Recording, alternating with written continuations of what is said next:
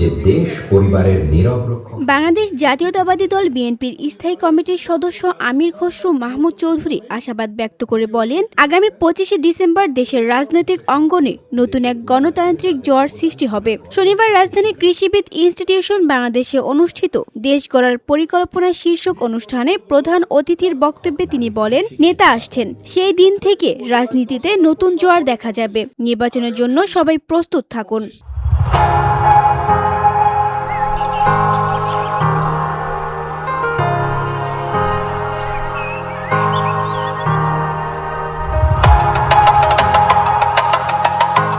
আমির খসরু আরও বলেন, আসন্ন নির্বাচন শুধুই বিএনপির জয় নয়, এটি হবে গণতন্ত্রের জয়। দেশের প্রতিটি মানুষের কাছে গণতন্ত্র ও অর্থনৈতিক সুফল পৌঁছে দেওয়াই হবে দলের মূল লক্ষ্য। ক্ষমতায় গেলে প্রথম দিন থেকে শিক্ষা ও স্বাস্থ্য খাতে বিনিয়োগকে অগ্রাধিকার দেওয়া হবে।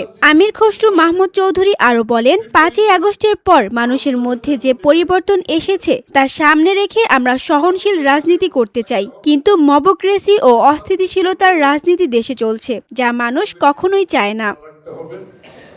তার বিপরীতে যে রাজনীতি, সেটা হচ্ছে মবক্রেসির রাজনীতি, গায়ের জোরের রাজনীতি। সভায় বিএনপির সিনিয়র যুগ্ম মহাসচিব রুহুল কবির রিজভী জানান, ঢাকা ৮ আসনের স্বতন্ত্র প্রার্থী শরীফ ওসমান হাদির ওপর হামলার ঘটনায় অন্তর্বর্তী সরকারের কার্যকারিতা নিয়ে প্রশ্ন উঠছে। তিনি বলেন, ওসমান হাদিকে গুলি করা হলো, কিন্তু সরকার কেন সন্ত্রাস নিয়ন্ত্রণ করতে ব্যর্থ হলো? 12ই ফেব্রুয়ারি নির্বাচনের নিরাপত্তা নিয়ে প্রশ্ন সামনে এসেছে।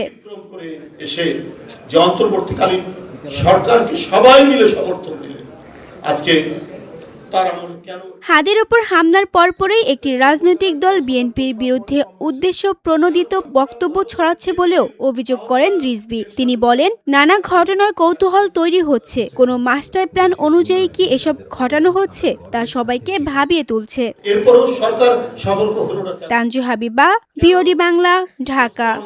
হাদির মতো একজন স্পষ্ট ভাষ্যকার এই সময়ে